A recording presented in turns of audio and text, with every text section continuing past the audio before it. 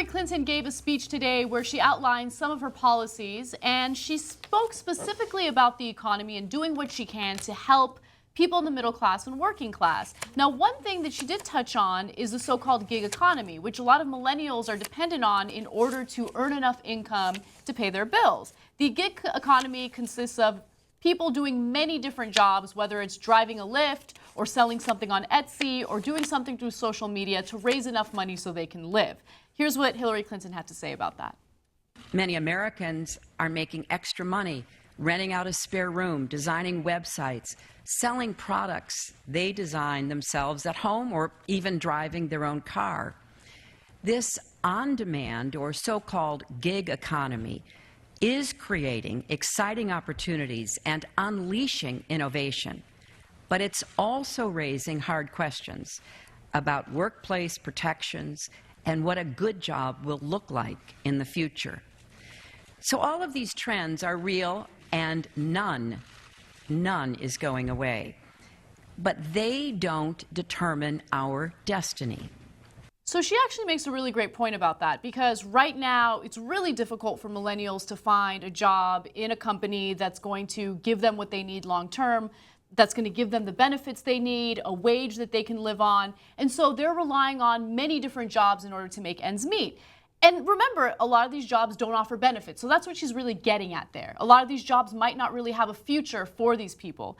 Now, Jeb Bush saw that, and he decided to kind of take advantage of her statements and make a statement of his own regarding Uber. So he's like, Uber's great, okay? And everyone who's hating on all of these ride-sharing services is not with it. Let me give you an example of what he had to say.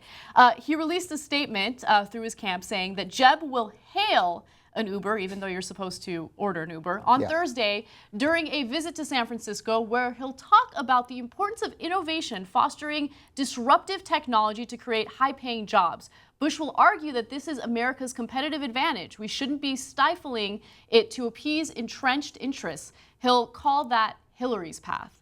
Now, it's interesting because they're both actually making good points. What Hillary is saying is completely different from what Jeb Bush is saying. Hillary is saying, look, this is exciting, okay? People get to, work in different ways and make money in different ways. The climate is changing. There's nothing wrong with that. But what are we going to do to protect these workers? What are we going to make sure that their rights are still there, that their benefits are still there, all of that? And Jeb Bush is like, I don't want to get rid of Uber. Uber's great. It's innovation. Yeah, we shouldn't get rid of Uber. I agree, right? But he hails an Uber all the time. Uber! Yeah. And Uber! Yeah. Uber, I'm here!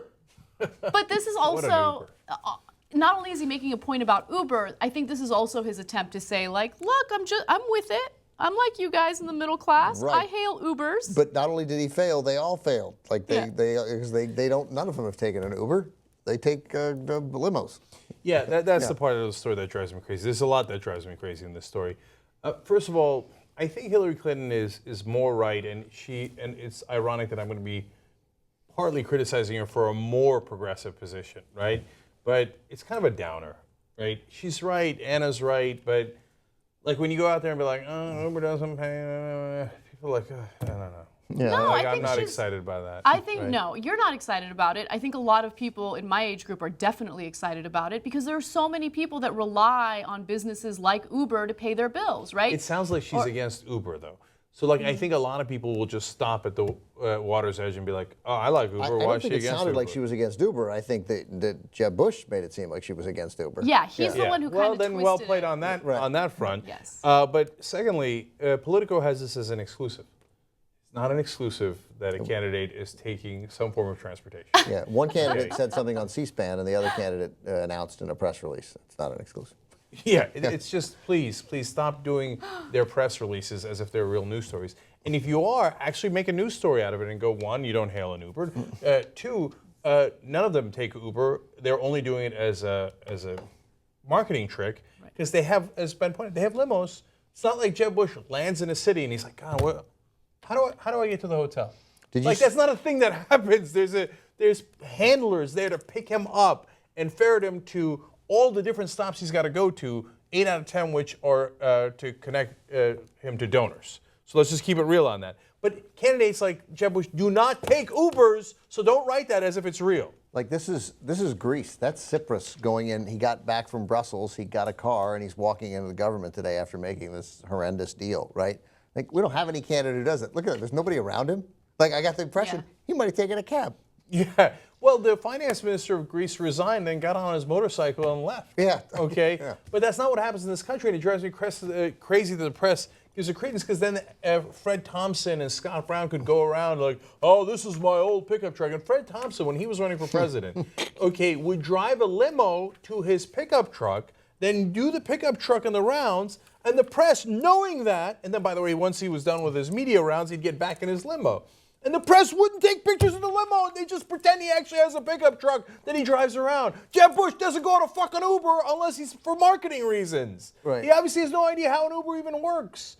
So please stop giving him any kind of credit for that. I tell you, I've been focused so much on the Republicans, so I listened to that clip that Anna, you just played about Hillary, and like, yeah, it was a downer. It's no question, it's a downer. Right? I agree with Cenk there, except I just thought, because I've been listening to Trump and Cruz and Christie and Scott Walker today, I'm like, that person is so much smarter than everybody else. She Like, at least, Well, it she had is the merit of being appearing to be an adult. Right, being Like, oh my God, she's sane, thank God. It's such a normal thing, but at least it was a grown-up thing she was talking about, and that would be, again, that certainly makes her stand out against these guys.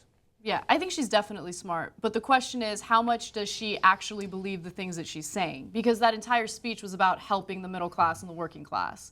And so I get it. You want to provide childcare to new parents. You want to ensure that people have what's necessary to move forward in life. But at the same time, you got to start from the top and figure out what's going on with the system. And she's not going to do anything to change that, including regulating the banks and, getting rid of corporate tax loopholes and all those things that are totally destroying society right now.